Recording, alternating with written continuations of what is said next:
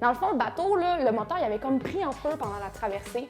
Puis nous autres, on le savait pas. Puis là, les gardes-côtes étaient en train de venir nous chercher. Sauf qu'on était chanceux, on s'est rendu pareil jusqu'à une île.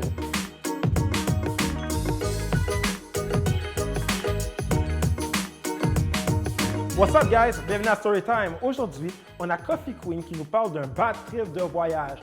Puis, croyez-moi, quand ça vient à des bad trips de voyage, j'en ai plein, comme la fois que j'ai failli aller à Aruba, la fois que j'ai failli me faire stab à Colombie. Mais tu sais quoi? C'est pas important, ça c'est Storytime pour saison 4, OK? So yo, Coffee Queen, c'est quoi ton histoire? OK, yo, Steve, check une histoire, OK? Moi, dans le fond, là, quand j'étais à l'université, j'étais barmaid. Je travaillais dans un gros club qui s'appelle Rouge sur Saint-Laurent. Tout le monde connaît ça, c'était le gros party. Fait que mes best friends, mes meilleurs chums, c'est le monde avec qui je travaillais. Il y a une de ces barmaids-là qui est devenue ma chum super tête. Un jour, elle s'est levée un matin, elle et son chum, ils ont tout vendu, ils ont acheté un voilier, puis ils ont foutu le camp OK, dans le sud, vivre dans les Bahamas, sur un voilier, tout le shit. Un jour, elle m'appelle, elle me dit « OK, yo, on est prêt à recevoir du monde, il faut que tu viennes sur le bateau, on est à Puerto Rico, go! » Fait que là, moi puis un autre de mes boys du bar, what's up?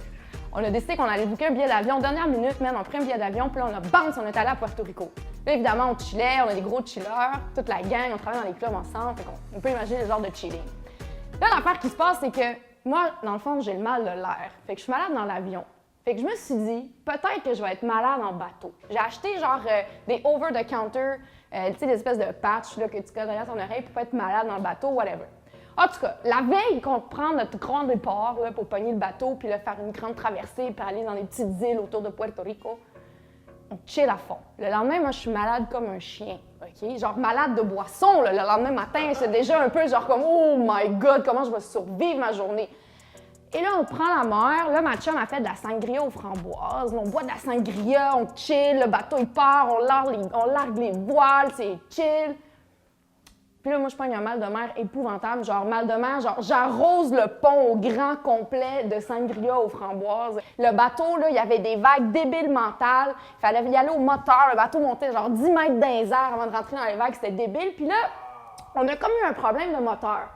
Fait que là, nos boys, ils appellent les gardes-côtes, OK? Mais ça, on savait pas dès le début. Quand on était sur le bateau, moi, j'étais trop out of the zone, je savais pas qu'est-ce qui se passait, puis je l'ai appris après. Dans le fond, le bateau, là, le moteur, il avait comme pris en feu pendant la traversée. Puis nous autres, on le savait pas. Puis là, les gardes-côtes étaient en train de venir nous chercher. Sauf qu'on était chanceux, on s'est rendu pareil jusqu'à une île. Sauf que quand on avait, OK, guys, là, la pire affaire, là, c'est de jeter l'ancre la nuit. OK, si t'arrives, puis il fait déjà noir, puis là, vu que notre moteur était fucked up et qu'il n'y avait pas assez de vent, on est arrivé la nuit pour jeter l'ancre. Fait que là, on arrive la nuit sur une île, dans les environs de Puerto Rico. On sait pas trop où est-ce qu'on est situé, on sait pas trop qu'est-ce qu'on a, qu'est-ce qui se passe, mais on voit le bord de l'eau. Puis là, on jette l'ancre en plein milieu de la nuit, c'est fait noir, pitch dark. Là, quand on est en voilier, il faut que tu te fasses, mettons, peut-être 800-900 mètres de la berge, OK? Puis pour te rendre à la berge, il faut que tu pognes un dinghy. Un dinghy, c'est l'espèce de petit bateau à moteur avec des flotteurs, là, t'embarques pis tout.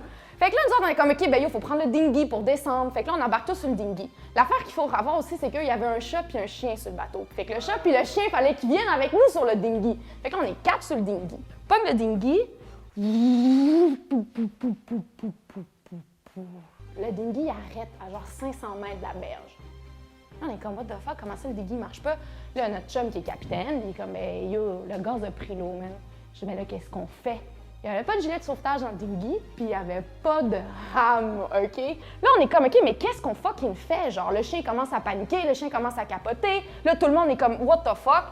Là, les deux gars, ils plongent dans l'eau, ils pognent une corde, genre, ils enlèvent une corde du dinghy. Là, on a un ami, genre, qui faisait 6 pieds 2, il se fout dans l'eau, puis là, il commence à, genre, à nager en traînant le dinghy. L'autre, il jette dans l'eau, il pousse le dinghy en nageant. Nous autres, les deux filles, on est là, puis on essaie de ramer avec nos bras. Les chiens capotent parce qu'ils pensent que tout le monde est en train de se noyer. Puis là, il y a un traversier, genre, avec 500 personnes qui arrivent à côté de nous, puis avec des gros spots de lumière, de la musique. Tu sais, du genre comme, yo, guys, qu'est-ce que vous faites, gang de con? Il y a un traversier ici, puis c'est fucking genre la zone de traversier, je vous jure.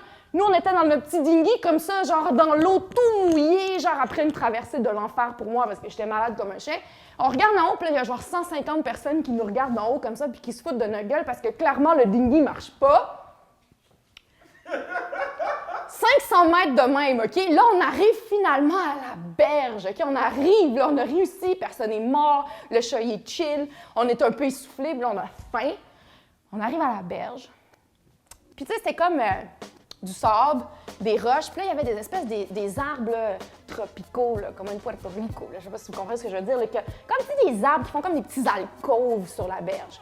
Fait que quand on arrive, on tire le dinghy. Là, notre chum, il tire le dinghy, il arrange. Puis là, tout d'un coup, il y a genre 50 sans-abri qui sortent des arbres bizarres. Oui, c'est genre un campement de sans-abri là où on est arrivé avec le dinghy. Je vous jure, guys, 50 genre fucked up, genre qui sortent comme ça, qui sortent en dessous des arbres, qui sont comme yo, que paso, que están haciendo por acá. Puis moi, je suis la seule qui parle l'espagnol dans mon groupe. Là, on est 4, un chien, un chat. Je suis la seule qui parle espagnol.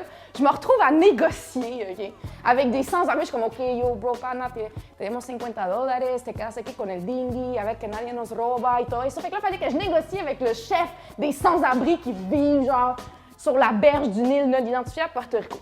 Là, on a un chat et un chien avec nous, on crève de faim, man, ça fait 12 heures qu'on est en traversée, le moteur a pogné en feu, on n'avait pas de gilet de sauvetage, c'était l'apocalypse, on était tous en train de mourir, on shakeait. Là, quand on arrive sur l'île, on marche, là, on fait comme, OK, il y a le traversier, là, il doit avoir genre la ville avec les restos pis tout.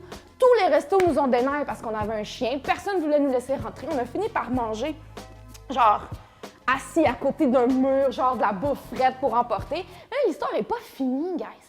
Là, l'affaire, c'est que le bateau, il est à 800-900 mètres de la berge, puis il n'est pas dans une baie, il n'est pas dans un endroit où normalement tu jettes l'ancre. Il faut qu'on retourne sur le bateau, là, nous autres, à un moment donné. Là. Comment qu'on fait?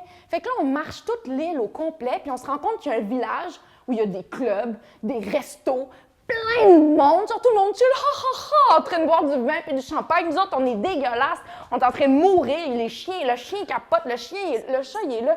Puis là, la mission, c'est trouver quelqu'un qui va nous ramener au bateau en tirant le dinghy. Là, guys, là, on trouve un monsieur que lui, sa job. Puis là, quand je dis on trouve, là, ça veut dire qu'on va dans un genre de resto, club, gosser quelqu'un qui est au bar, qui a l'air d'être un marin. Puis qu'on dit, OK, ben yo, t'as-tu une barque, shit, que tu peux nous prendre puis nous ramener, genre, à notre bateau qui est à l'autre bord de l'île, au grand complet, là où t'es pas supposé de jeter l'ancre.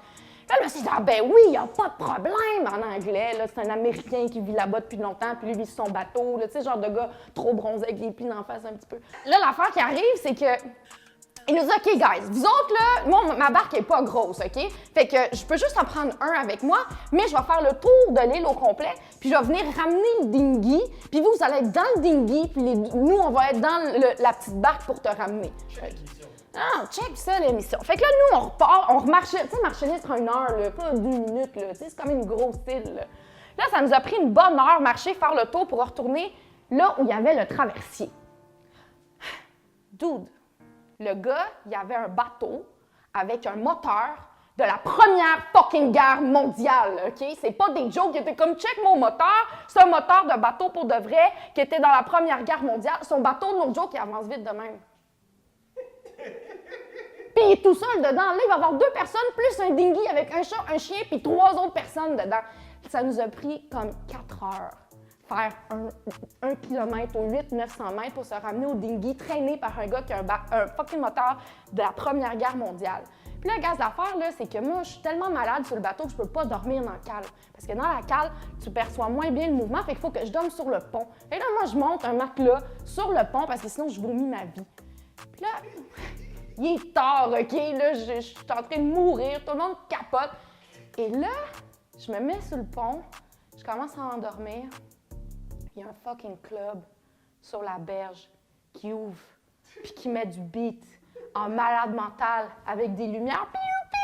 Puis là, on se rend compte finalement qu'à genre 500 mètres de où est-ce qu'on est arrivé, il y a un méga gros club qui a mis du beat jusqu'à, tu sais, comme la hora de los latinos, à las 6 de la mañana, débile mental, le shit, j'ai pas dormi de la nuit. Bref, depuis ce jour-là, si je vais en voyage puis je vis pas des aventures comme ça, c'était wack. Yeah.